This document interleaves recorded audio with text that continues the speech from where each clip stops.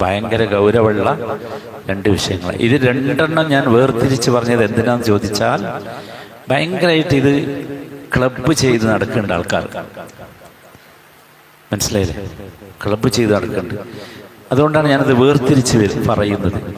മനുഷ്യന് വരുന്ന ശാരീരികമായ രോഗങ്ങൾക്ക് അള്ളാഹു നിശ്ചയിച്ച ചികിത്സ, അത് സബബാണ്. എല്ലാവരും ശ്രദ്ധിക്കണം. ആ സബബുകളെ തേടാതെ അള്ളാഹു നിശ്ചയിച്ച ശിഫയായ റുഖിയയിലേക്ക് ആരും ഓടരുത്. ഞാൻ ഒന്നുകൂടി പറയാം, ക്ലിയർ ആകണം. അതിനാ നമുക്ക് വരുന്ന ഫിസിക്കൽ രോഗങ്ങൾക്ക്, ശാരീരികമായ രോഗങ്ങൾക്ക് അള്ളാഹു നിശ്ചയിച്ച സബബുകളുണ്ട്. അത് സുഖമാകാൻ അള്ളാഹു നിശ്ചയിച്ച സബബുണ്ട്. ആ സബബിന്റെ പേരാണ് മെഡിക്കൽ ട്രീറ്റ്മെന്റ് എന്ന് പറയുന്നത്. അത് നിങ്ങൾ ഏത് മെഡിക്കൽ ട്രീറ്റ്മെന്റിന് പോയാലും ശരി, ഒരുപാട് ശാഖകളുണ്ടല്ലോ, ഏതിന് പോയാലും ശരി, അത് സബബാണ്. അത് തേടാതെ, അത് ചികിത്സയാണ് കേട്ടോ, കൃത്യമായിട്ട് മനസ്സിലാക്കണം.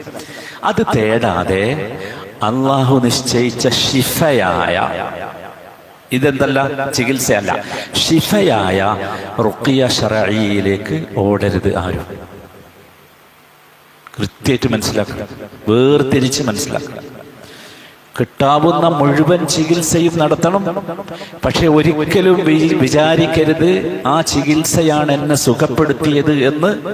എന്നിട്ട് അള്ളാഹുവിന്റെ റസൂൽ നമുക്ക് പഠിപ്പിച്ചു തന്ന, സല്ലല്ലാഹു അലൈഹി വസല്ലം പഠിപ്പിച്ചു തന്ന റുഖിയയിലേക്ക് പോകണം, റുഖിയ ശർഈയിലേക്ക് പോകണം.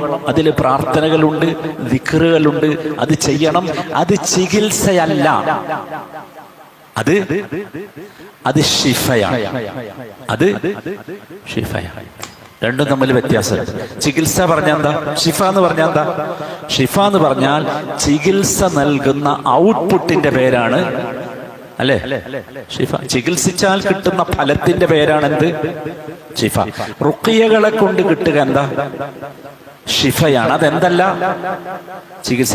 ആരും റുഖിയകളെ ചികിത്സ എന്ന നിലക്ക് സമീപിക്കരുത്.